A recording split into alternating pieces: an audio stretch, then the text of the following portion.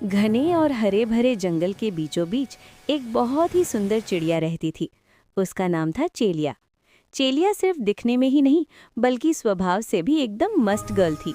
वो हमेशा खुश रहती, गाना गुनगुनाती और जंगल के हर कोने में उड़ती फिरती।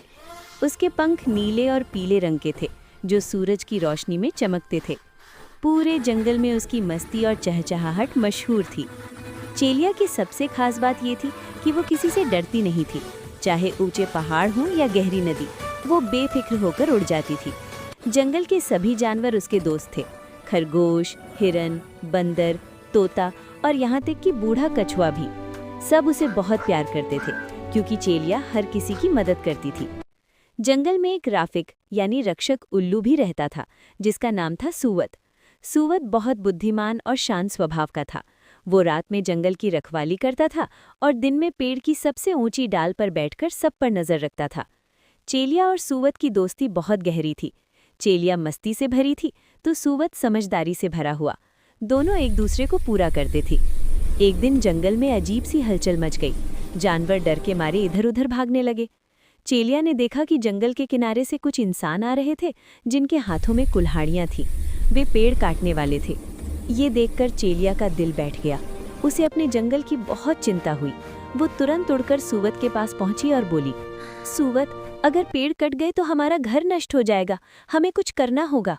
सूवत ने गंभीर आवाज में कहा, घबराओ मत चेलिया, हमें बुद्धि और एकता से काम लेना होगा। दोनों ने मिलकर जंगल की सभा बुलाने का फैसला किया।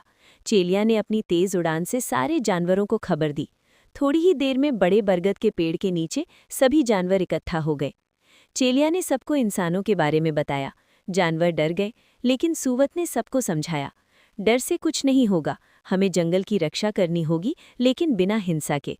सूवत की सलाह पर एक योजना बनाई गई। रात में जब इंसान आराम कर रहे थे, तब चेलिया और बाकी पक्षियों ने जोर जोर से शोर मचाया।